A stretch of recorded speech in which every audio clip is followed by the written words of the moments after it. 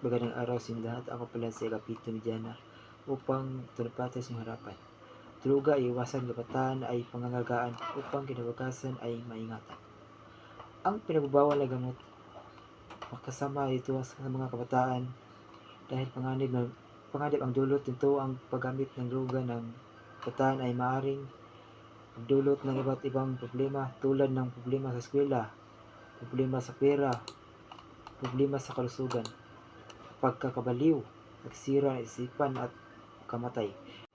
Dahil sa mga paglaganap ng droga sa ating bansa, maraming kabataan ang mga nasasangkot sa mga krimen at mga inosenteng nagamay at namatay dahil sa bawal na gamot.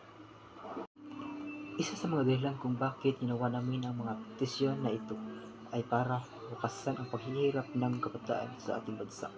Ang masamang dulot nito.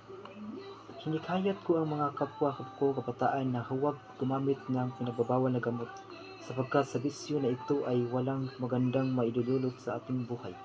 Ayon sa Batas Illegal na Droga o RA 965, ang sobrang paggamit ng illegal na droga ay nagdudulot ng pagnanakaw, panggagasa at pagpatay. Kabataan, huwag tayong magpapadala sa tukso dahil walang magandang maidulot sa atin. Pakita natin sa ating bansa, tayo nagsisilbi ang kabataan, ang pag-asa ng ating bayan. Ako pala si Agapito Mediana, isang technology student. Yun lang po.